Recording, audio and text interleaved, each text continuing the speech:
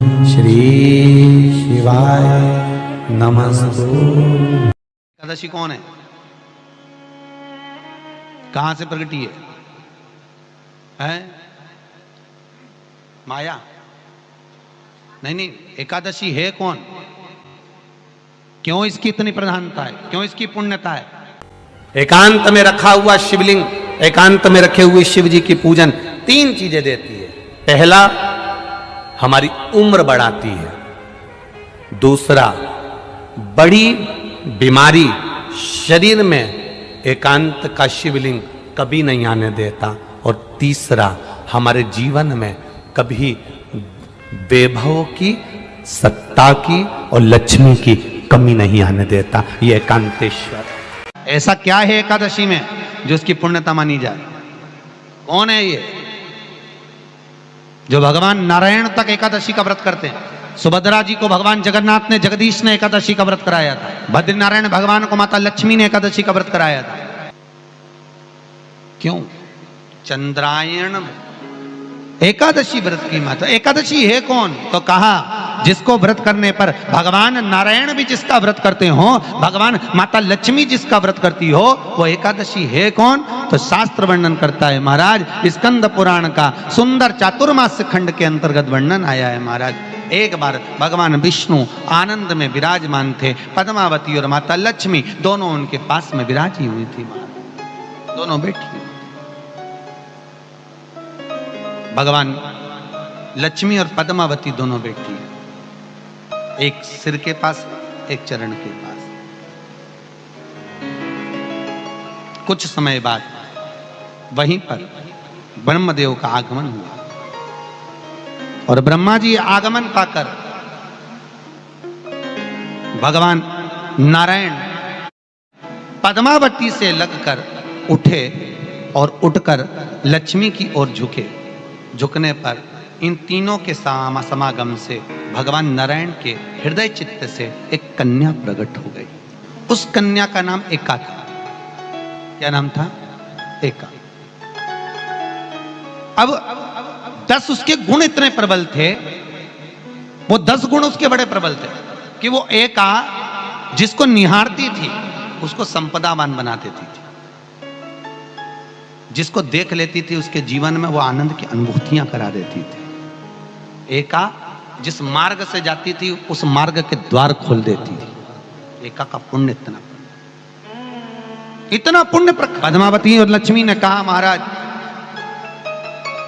ये बेटी आपके द्वारा निर्मित हुई है, इसका कन्यादान करना चाहिए। हमारे यहाँ हिंदू धर्म में रीति है, जिस दिन कन्यादान करा जाता है उस दिन व्रत रखा जाता है। अब आजकल रखते कि नहीं रखते हो मालूम नहीं, और कन्यादान करते समय व्रत रखा जाता है। व्रत रखना, एका का कन्यादान करना है। भगवान बोले कन्यादान करें, किसको दें? एका किसको दी जाए? एका प्रदान किसको करी जाए? पुण्यता किसको दी जाए?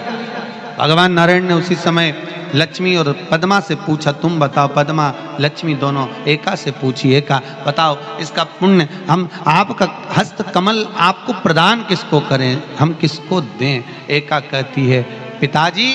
भगवान से कहती है नाथ कृपा करिएगा, मेरे को अगर प्रदान करना चाहती हो, अगर मुझे देना चाहते हो तो एक काम करो। यदि आप देना चाहते हो तो भगवान एक काम, माता ने कहा कि पिताजी अगर कुछ देना चाहते हो तो ऐसी कृपा करो, संसार के मनुष्य अगर मृत्यु लोक में आकर के अंदर 2 एकादशी का भी पुण्य भाग अगर ग्रहण करते हैं तो ये एका उनकी होती है और वैकुंठ का राह खोल देती है।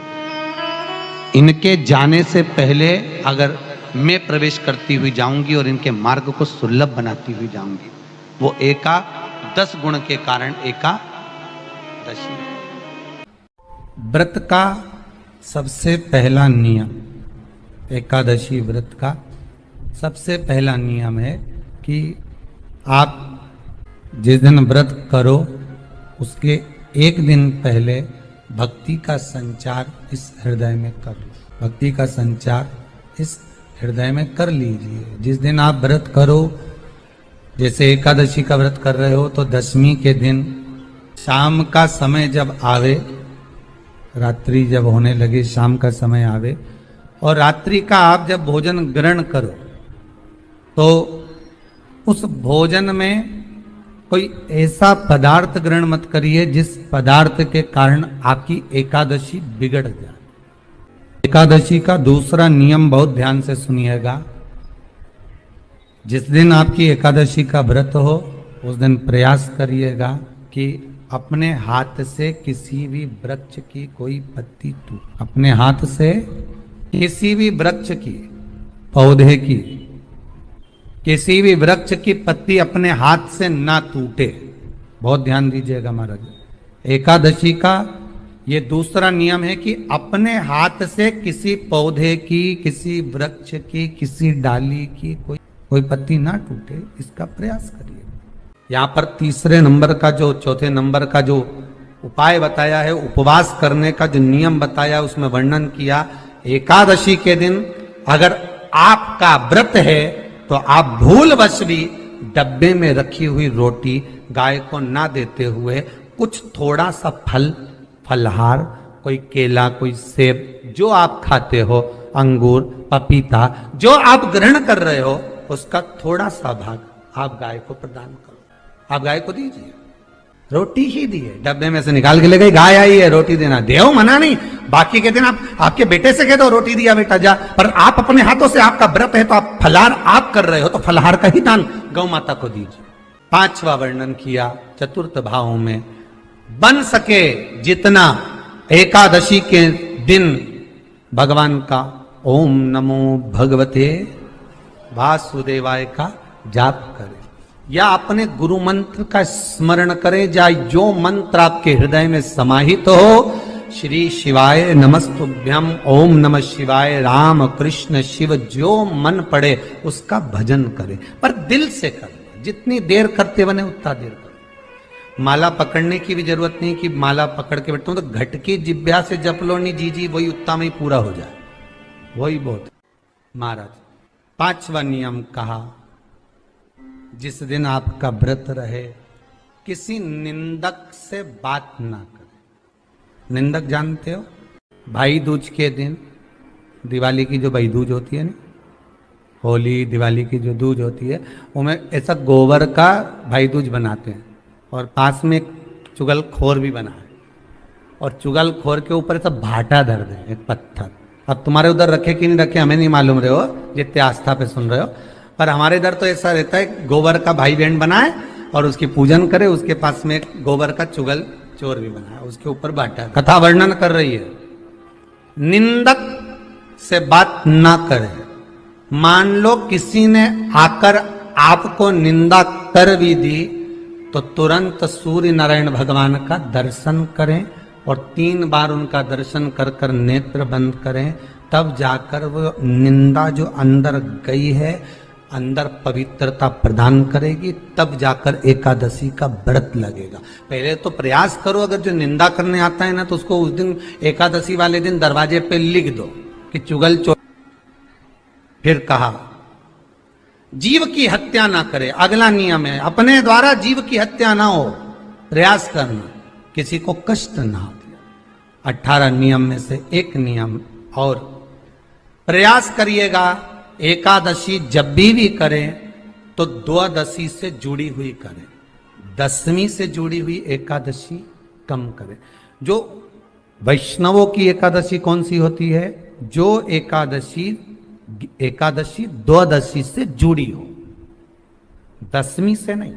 दशमी से जुड़ी हुई एकादशी व्रत कहलाती है और द्वादशी से जुड़ी हुई एकादशी पुण्य फल प्रदान कर कर वैष्णवों को भगवान के चरण में छोड़ आती है। इसलिए एकादशी द्वादशी से जुड़ी हुई होना चाहिए, वैष्णव एकादशी। फिर अगला वर्णन किया गया, महाराज शास्त्र कहता है, अगला वर्णन जो किया गया उसमें बताया, प्रयास करें जिस दिन एकादशी हो उस दिन घर में बुआरी झाड़ू आदि जो लगती है वो दूसरा लगा ले। क्यों? उसका वर्णन है, अगर आप बुआरी लगाएंगे, झाड़ू लगाएंगे, पोछा लगाएंगे तो हो सकता है कोई जीव आपके हाथ के द्वारा मर जाए। अब एक बार ये कथा हमने काशी में कह दी थी, कहां करोगे?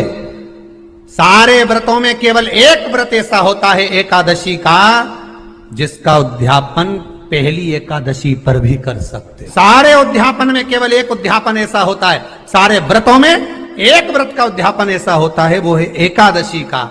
ये जरूरी नहीं कि 26 पूरी होगी तभी तुम करोगे, या तो पहली में ही कर लो या फिर 26 पूरी हो तब कर। पर उद्यापन, अगर तुमको ऐसा लगे कि हाँ मैं अभी तो जीऊंगी हो, अभी तुम्हारा बाल भी धोला नहीं हुआ, तुमको ऐसा लगे तो अभी तो पहली पर करने से क्या फल मिलेगा? तो एकादशी की नियमावली कहती है, अगर मान लो आपने पहली एकादशी पर भी उद्यापन कर लिया, इसके बाद में जितनी एकादशी करोगे वो सारी तुम्हारे खाते में जुड़ती जाएगी। मतलब बैंक में खाता खोल लो, ठीक है, खाता खोल लिया, अब जितना कमाता जाओगा उसमें डालते जाओ, जितनी कमाई करके लाओगे उसमें जमा करते जाओ। एकादशी एक बार उद्यापन पहले में भी हो गया तो बाकी का पुण्य तुम्हारे खाते में, उसका पुण्य। एकादशी का उद्यापन बड़े महीने में माघ शुक्ल एकादशी के दिन, माघ का महीना हो, शुक्ल पक्ष की, जम के बोलिए, एकादशी हो, प्रयास करना कि आप उद्यापन करें, भले 5, 10, 11, 12 जितनी एकादशी हो जाए, 26 हो जाए तो ज्यादा अच्छी है, नहीं तो आप करें तो माघ महीने की शुक्ल पक्ष की एकादशी के दिन आप उद्यापन करें।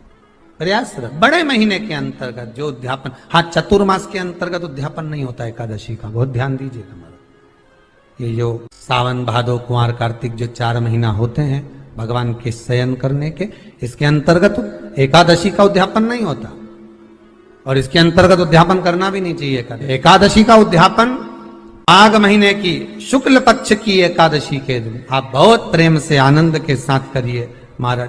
परंतु एकादशी के उद्यापन में सबसे ज्यादा अगर कुछ जरूरी होता है तो 24 तरह का नैवेद्य जरूरी होता है। कितने तरह का? 24 तरह का नैवेद्य।